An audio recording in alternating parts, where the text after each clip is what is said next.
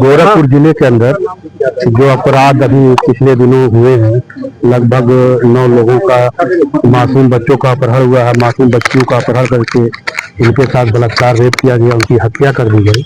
तो उसको लेकर बहुजन समाज पार्टी माननीय जिला अध्यक्ष ऋषि कपूर जी के नेतृत्व में हम लोग वरिष्ठ पुलिस अधीक्षक एसएसपी साहब को ज्ञापन देने आए हैं। गोरखपुर चूंकि सीएम सिटी होने के नाते इस तरह का बहुत बड़ा अपराध इस गोरखपुर में हुआ है, तो उसको लेकर यहाँ की जनता में काफी आक्रोश है। अब मैं चाहता हूँ कि जिन परिवार के साथ ये घटना घटी है, उस परिवार को सरकारी नौकरी देकर उनको जो भी सरकारी मुआवजा है उनको देकर उनको लाभ पहुंचाया जाए। और दूसरी चीज ये है कि फिर इस तरह की घटना इस गोरखपुर जिले के अंदर ना हो, इसके लिए हम लोगों ने वरिष्ठ पुलिस अधीक्षक साहब को ज्ञापन देकर अवगत कराया है कि गोरखपुर जिले के अंदर जो भी सीसी कैमरे लगे हुए हैं उस सीसी कैमरे को सही कराया जाए, ताकि जो अपराध करने वाले अपराधी हैं उनको चिन्हित करके उनको सजा दी जाए। जिस तरह से उत्तर प्रदेश के अंदर 2007 से लेकर 2012 तक बहन कुमारी मायावती की सरकार चली थी, लोगों ने सरकार को देखा था, लॉ एंड ऑर्डर कानून व्यवस्था बहन जी की सरकार में मेंटेन थी। आज वो कानून व्यवस्था ध्वस्त हो चुकी है। माननीय सीएम साहब से मैं निवेदन करूंगा इस घटना को अपने स्तरीय जांच कराकर उसकी जांच कर दोषियों को सख्त कानूनी कार्रवाई। मैं तो यहाँ तक कहना चाहता हूँ, जिन लोगों ने अपराध किया उनको तत्काल फांसी दिया जाए, जितनी जल्दी हो सके उनको जो फांसी देकर फांसी पे लटका, ताकि इस तरह का अपराध दूसरे अपराधी ना कर सके।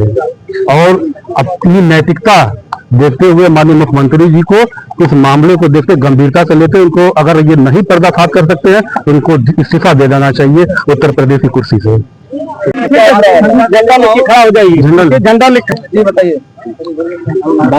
लगातार जनपद गोरखपुर में जिस तरह से मासूम बेटियों के साथ जघन्य अपराध किए जा रहे हैं, छोटे छोटे बच्चों का अपहरण किया जा रहा है, उनके साथ दुष्कर्म किए जा रहे हैं, और जिस तरह से पूरे गोरखपुर के अंदर कानून का जिस तरह से धज्जिया उड़ा हुआ है और जिस तरह से अपराध गोरखपुर में बढ़ता जा रहा है, ये बड़े शर्म की बात है हम लोगों के लिए। जहां एक तरफ प्रदेश में गोरखपुर जनपद सबसे सुरक्षित जनपद होने का जहां एक तरफ दावा किया जाता है, वहीं दूसरी तरफ जिस गोरखपुर को सबसे सुरक्षित प्रदेश का जिला माना जाता है, उस जिले में हमारी जो मासूम बच्चियां हैं वो असुरक्षित हैं, मासूम बच्चे असुरक्षित हैं, उनको गिरफ्तार उन लोगों को उनका अपहरण किया जा रहा है, उनके साथ दुष्कर्म किया जा रहा है, उनकी निर्मम हत्याएं कर दी जा रही है।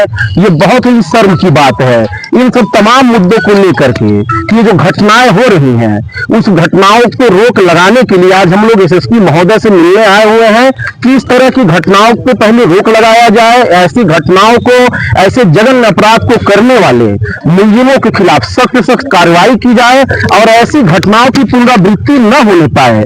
इन सब मुद्दों को लेकर के हम लोग 10 मुद्दों को लेकर के आज हम लोग एसएसपी महोदय से मिलने आए हैं, जिलाधिकारी महोदय से भी मिलेंगे, ताकि गोरखपुर जनपद में जो विद्यालय यहाँ पे है, जो कन्या विद्यालय है, इंटर तक के विद्यालय है, फिर जो शहरी क्षेत्र है, कस्बे हैं, वहां पे पुलिस की सुरक्षा बढ़ाई जाए और इस तरह से सुरक्षा बढ़ाई जाए कि इस तरह की घटनाओं की पुनरावृत्ति न होने पाए। क्योंकि बड़े शर्म की बात है, गोरखपुर जनपद जो मुख्यमंत्री महोदय का अपना गृह जनपद है, जब वो अपने गृह जनपद को नहीं संभाल सकते हैं, तो ऐसे में सारी घटनाओं का दायित्व लेते हुए माननीय मुख्यमंत्री जी को सबसे पहले अपने पद से इस्तीफा दे देना चाहिए और उनको सीख लेना चाहिए।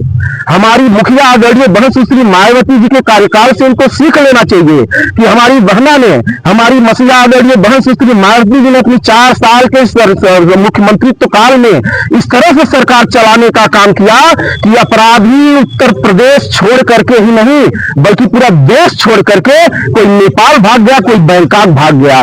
तो वो क्षमता मुख्यमंत्री के अंदर होनी चाहिए, वो ताकत मुख्यमंत्री के नाम की होनी चाहिए कि जो भी मुलजिम है, मुलजिम कोई भी दुष्कर्म या कोई भी अपराध करने के पहले उनको वो थर-थर कांपने लगे। तो ऐसे में हम माननीय मुख्यमंत्री महोदय से निवेदन करते हैं कि अपनी लाज को बचाने का काम करें। इस तरह की घटनाएं गोरखपुर में जो हो रही हैं आए दिन, ये बड़े दुख की बात है। और अभी हाल ही में एक हमारे पिछड़े समाज की बच्ची थी, हमारे नाई समाज की बच्ची, जिसके पिता आकर के गोरखपुर में इस सोच के साथ गोरखपुर में आते हैं कि गोरखपुर प्रदेश का सबसे सुरक्षित जगह है, वहां चल करके हम मेहनत मजदूरी करेंगे, पैसा कमाएंगे, अपने बच्चों को पढ़ाने का काम करेंगे। लेकिन वो बाप जो खून पसीना बहा करके पैसा इकट्ठा करके अपने बच्चों को पढ़ाना चाहता है, वो बाप आकर के मेहनत तो करता है, खून पसीना बहा के पैसा भी कमाता है, लेकिन जिन बच्चों के लिए वो बाप मेहनत करता है, उस बच्ची की यहां अपहरण करके पुलिस के द्वारा, एक पुलिसकर्मी के द्वारा, कितने शर्मसार करने वाली बात है। एक पुलिसकर्मी के द्वारा उसका अपहरण किया जाता है, उसके साथ दुष्कर्म किया जाता है और बहुत ही बेरहमी से उसकी हत्या कर दी जाती है। इस बात से हम लोग बहुत दुखी हैं, बहुत चिंतित हैं।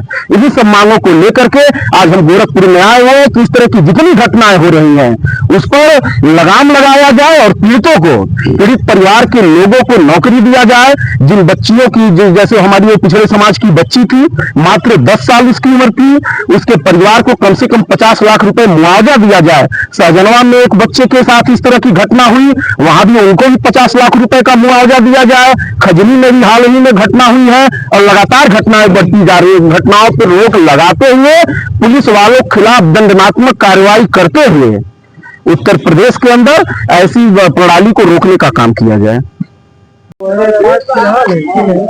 इतनी दयनीय घटना है और इतनी शर्मसार करने वाली घटना है। इस घटना पे मांग क्या किया जाए, मुझको तो, मैं तो कंफ्यूज हूँ कि भारतीय जनता पार्टी के लोगों को शर्म क्यों नहीं आ रही है, शर्मसार क्यों नहीं हो रहे हैं और रक्षक ही बक्षक हो गए। मतलब डिमांड तो तब की जाती जब कोई अपराधी कोई कृत्य करता। इस कृत्य में तो सबसे बड़ी बात जो देखने को मिली है कि रक्षक ही बक्षक हो गया और ऑन ड्यूटी रक्षक ने बक्षक का काम किया और ये अपनी पीठ खपखपा रहे हैं कि हमने दोषियों को गिरफ्तार कर लिया, हमने दोषियों को जेल भेज दिया।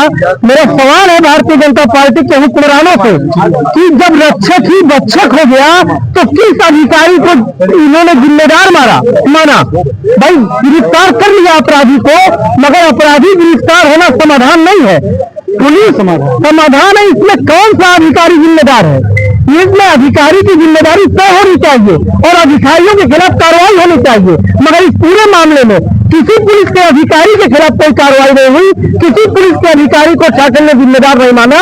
और ये शासन को शर्म करनी चाहिए कि ये महाराज जी का ये गृह जनपद है, जो मुख्यमंत्री है और उनके गृह जनपद में इतनी शर्मसार करने वाली घटना हुई और उसके बाद भी मुख्यमंत्री जी ने किसी अधिकारी को इसकी जिम्मेदारी नहीं सौंपी, किसी अधिकारी को इसका जिम्मेदार नहीं माना और सिर्फ भाई जिसने गलती की है उसको तो गिरफ्तार होना ही है और उसको ये गिरफ्तार नहीं करते तो जनता सजा दे देती। तो क्या गिरफ्तार होना उसका निवारण नहीं है? अधिकारियों की जिम्मेदारी तय होनी चाहिए ताकि दोबारा ऐसी घटना की पुनरावृत्ति न हो पाए।